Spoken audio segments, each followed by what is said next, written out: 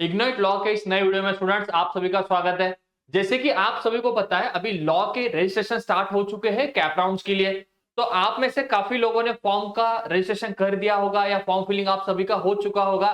But मुझे जहां तक आप सभी लोगों के हमें मैसेज आए कि सर हमें आप प्लीज गाइड कीजिए डॉक्यूमेंट्स के लिए, बिकॉज आप सभी को जो हेल्प लगने वाली है मुझे पता है डॉक्यूमेंट्स में लगने वाली है। इसमें काफी सारे फैक्टर्स है। आपके लिए सबसे बड़ा फैक्टर्स है, मुझे पता है कि आप लोग अभी कंफ्यूज हो कि सर हम लोगों ने ई स्क्रूटिनी को प्रेफर करना चाहिए या हम लोगों ने फिजिकल को जाना चाहिए। ये एक आप सभी के लिए सबसे बड़ा डाउट है।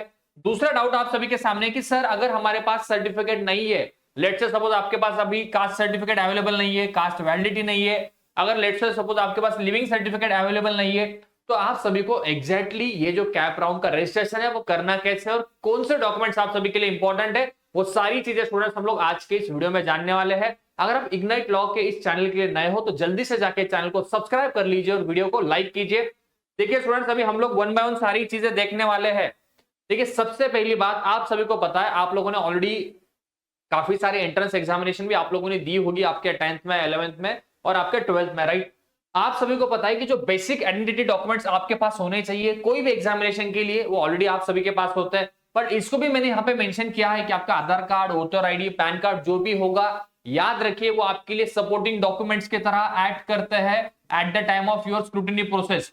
आप कहोगे सर कि इसका आपने यहाँ पे क्यों जिक्र किया है। याद रखिए जब आपका ऑनलाइन ई वेरिफिकेशन होता है, अगर लेट्स से सपोज आपका वेरिफिकेशन कैंसल आउट होता है, नॉट वेरीफाइड होता है, तो ये सारे सपोर्टिंग डॉक्यूमेंट्स आपके लिए काफी हेल्पफुल होते हैं। और इसमें याद रखना वैलिड आधार कार्ड, वैलिड ड्राइविंग लाइसेंस, ये सारी चीजें आपके होनी चाहिए जिसके अंदर आपका जो नेम है यानी कि आपका स्पेलिंग एरर नहीं होना चाहिए, आपका नेम, आपका डेट ऑफ बर्थ, ये काफी सारी चीजें इंपॉर्टेंट है एज एड्रेस प्रूफ और as identification of your own personality.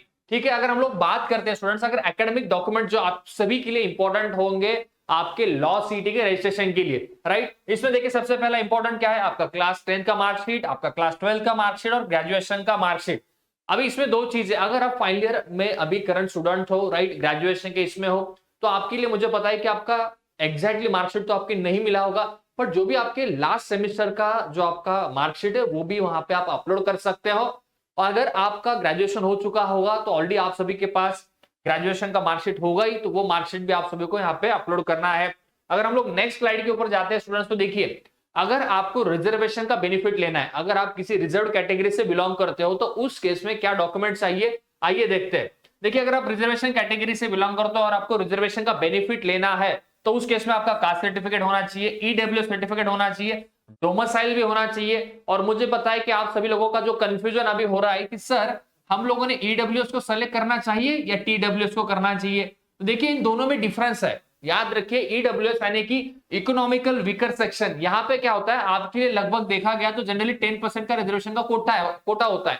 और ये जो ईडब्ल्यूएस का आपके लिए रिजर्वेशन होता है, ये रिजर्वेशन होता है आपके फीस के लिए, जो कि आपके इकोनॉमिकल जो आपका बैकग्राउंड है उसके बेसिस पे आपको रिजर्वेशन दिया जाता है at the time of your cap counselling process. और एक टीएफडब्ल्यूएस जो होता है स्टूडेंट्स, ये होता है ट्यूशन फीस वेवियर स्कीम। याद रखिए ये जो आपका ट्यूशन फीस वेवियर स्कीम होता है, यहाँ पे आपका पूरा ट्यूशन फीस जो है वो 100% वेव ऑफ होता है। याद रखिए मतलब ओनली आपका जो डेवलपमेंट फीस है वही आपको देना होता है अगर आप टीएफडब्ल्यूएस के लिए प्लान करते हो। तो टीएफडब्ल्यूएस के लिए स्टूडेंट देखिए अगर आप यस करते हो तो याद रखिए आपका फिर सबसे बड़ा जो फैक्टर है, सबसे बड़ा क्राइटेरिया यही है कि देखिए टीएफडब्ल्यूएस या ईडब्ल्यूएस के लिए आपका जो इनकम है वो 8 लाख से कम होना चाहिए। ये सबसे बड़ा यहाँ पे क्राइटेरिया है। इसके लिए मैं एक अलग से वीडियो बनाने वाला हूं। मुझे पता है यहाँ पे भी आप सभी लोग कंफ्यूज्ड हो, बट देखिए अगर आपके पास ईडब्ल्यूएस सर्टिफिकेट अवेलेबल है तो आप ईडब्ल्यूएस ऑप्शन को सेलेक्ट करके वो सर्टिफिकेट अपलोड करोगे।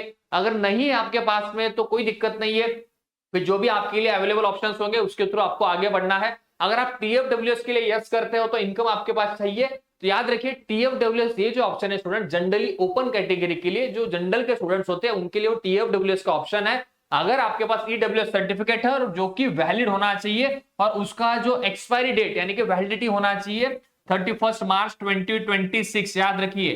तो ये सारे कुछ क्रूशियल स्टेप्स है, मुझे लगता है आप सभी को पता होने चाहिए। आई नो आप में से काफी लोगों का फॉर्म फिलिंग हो चुका होगा, बट स्टिल ये सारी चीजें आपके लिए काफी इंपॉर्टेंट है, ऐसा हमें लगता है, ऐसा आप सभी के कमेंट्स भी थे मुझे। तो जान लीजिए डोमिसाइल, तो डोमिसाइल भी आपको पता है कि डोमिसाइल क्या होता है, कौन सा सर्टिफिकेट अपलोड करना होता है, तो ये सारी चीजें आपको पता है। देन पासपोर्ट साइज फोटो है, scan signature, CET score card and MSc CET law score card, parallelly conversion certificate के लिए भी एक मैं अलग से वीडियो बनाऊंगा आपके लिए, सर्टिफिकेट के लिए कि एग्जैक्टली कन्वर्जन सर्टिफिकेट क्या होता है। तो याद रखिए ये जो बेसिक डॉक्यूमेंट्स है जिसमें मैंने यहाँ पे मोस्ट इंपोर्टेंट कहूंगा आपका स्कैन सिग्नेचर एंड सीटी स्कोर कार्ड। अभी हो क्या रहा है, आप लोग जनरली आप लोग क्या करते हो, अपलोड करते समय फोटो निकालते हो, फोटो को तुरंत अपलोड कर लेते हो। वैसा नहीं करना है, फोटो को स्कैन कीजिए, स्कैन करके उसका जो प्रॉपरली जो साइज दिया है उन्होंने कि आपका जो फाइल का साइज होना चाहिए, जो उन्होंने वहां पे मेंशन किया है कि वो 1 MB का होना चाहिए। याद रखिए मतलब 1 MB का साइज रखिए अगर आप कोई भी डॉक्यूमेंट अपलोड करना चाहते हो। जो फॉर्मेट होना चाहिए जेपीजी रखिए, पीडीएफ रखिए, दोनों में से जो आपके लिए इजी है, कंफर्टेबल है वो फॉर्मेट नहीं, आपको आपका सिग्नेचर, फोटोग्राफ, ये सारी चीजें अपलोड करनी है। आपका जो लॉ सीटी का स्कोर कार्ड है वो भी आपको अपलोड करना है। और कन्वर्जन सर्टिफिकेट अगर आपके लिए एप्लीकेबल है तो वो सेल्फ अटेस्टेड कन्वर्जन सर्टिफिकेट भी आपको लगेगा। इसके लिए मैं डेडिकेटली वीडियो आपके लिए लाने वाला हूं। देखिए स्टूडेंट्स, तो ये सारे बेसिक डॉक्यूमेंट्स थे जो मैंने डिस्कस किए हैं। अभी जो इंपॉर्टेंट डॉक्यूमेंट जो आपके लिए काफी इंपॉर्टेंट होता है, वहां पे भी आप सभी का कंफ्यूजन होता है, वो भी डॉक्यूमेंट हम लोग 1 मिनट के अंदर जान लेते हैं। देखिए स्कूल लिविंग सर्टिफिकेट यानी कि आपका फिर जो भी डिग्री का सर्टिफिकेट होगा, डिग्री का जो एलसी होगा आपका वो आपको चाहिए। देन आपका नेशनलिटी सर्टिफिकेट, पासपोर्ट, डोमिसाइल। देखिए अगर आपके पास डोमिसाइल नहीं है तो आप नेशनलिटी यूज कर सकते हो, अगर आपके पास नेशनलिटी नहीं है तो आप डोमिसाइल यूज कर सकते हो। अगर इन सपोज ये दोनों भी डॉक्यूमेंट नहीं है आपके पास में तो पासवर्ड भी आपके लिए एक्ट करता है as a nationality, as a domicile और एज अ पासपोर्ट के लिए। तो याद रखिए इसमें कंफ्यूज मत होइए, भले अगर आपके पास डोमिसाइल नहीं है तो नेशनलिटी को अपलोड कीजिए, अगर नेशनलिटी नहीं है तो एटलीस्ट पासपोर्ट को वहां पे आप अपलोड कर दीजिए, जो यहाँ पे आपके लिए काफी इंपॉर्टेंट होता है। यहाँ पे आप लोग कंफ्यूज होते हैं मुझे पता है, तो ये प्लीज सभी लोग याद रखिए। Cast validity certificate for reserve categories, तो आप सभी को पता है कि वैलिडिटी सर्टिफिकेट आपके पास होना चाहिए। अगर आपके पास वैलिडिटी सर्टिफिकेट नहीं है तो आपने अगर अप्लाई किया होगा तो उसका जो वैलिडिटी का रिसिप्ट होता है वो वहां पे आप अपलोड कर दीजिए, सो दैट जब कभी भी आपका कास्ट वैलिडिटी आएगा तो आपको ओरिजिनल डॉक्यूमेंट सबमिट करने होंगे आपके कॉलेज में। तो जनरली मुझे लगता है कि अभी सभी का तो हो ही, मतलब सबका तो आपके पास अवेलेबल होगा ही वैलिडिटी सर्टिफिकेट, बट लेट से सपोज किसी का नहीं होता है तो आप आपका जो वैलिडिटी का एप्लीकेशन रिसिप्ट है वो वहां पे अपलोड कर दीजिए। उस केस में शायद से ये आपको डेफिनेटली आपका जो एप्लीकेशन है अप्रूव हो जाएगा ई स्क्रूटनी के थ्रू। तो एप्लीकेशन रिसिप्ट कंपलसरी होगा मुझे लगता है अगर आपने कास्ट वैलिडिटी के लिए अप्लाई किया है तो। देखिए नॉन क्रिमिनल के लिए भी मैं कहता हूं, अगर आपका ओबीसी, एसबीसी, विजन, एनटी कास्ट है, अगर आपको रिजर्वेशन चाहिए तो आप सभी के लिए मैंडेटरी है कि आपका नॉन क्रिमिनल सर्टिफिकेट होना चाहिए।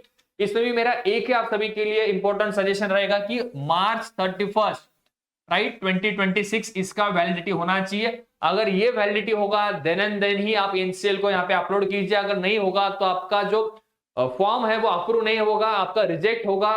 बिकॉज अगर आपको रिजर्वेशन का बेनिफिट लेना है तो ये सारे सर्टिफिकेट वैलिड होने चाहिए। और गैप सर्टिफिकेट देखिए अगर आपके लिए एप्लीकेबल है तो गैप सर्टिफिकेट भी वहां पे अटैच कीजिए। अगर आप पीडब्ल्यूडी सर्टिफिकेट आपके पास है, अगर आपको वो मिनिमम आपका जो डिसेबिलिटी है 40% है या 40% से ज्यादा है तो आपके लिए भी पीडब्ल्यूडी के डेफिनेटली बेनिफिट्स आप सभी के लिए अवेलेबल है। तो मुझे लगता है स्टूडेंट जो लगभग जिस सारे डॉक्यूमेंट्स मैंने यहाँ पे आप सभी को बताए हैं वो सारे डॉक्यूमेंट्स को आप काफी अच्छे से कलेक्ट कर लीजिए। लॉ सीटी का मुझे पता है डेडलाइन अभी आने वाले 8 या 9 जुलाई तक ही डेडलाइन है सभी के लिए।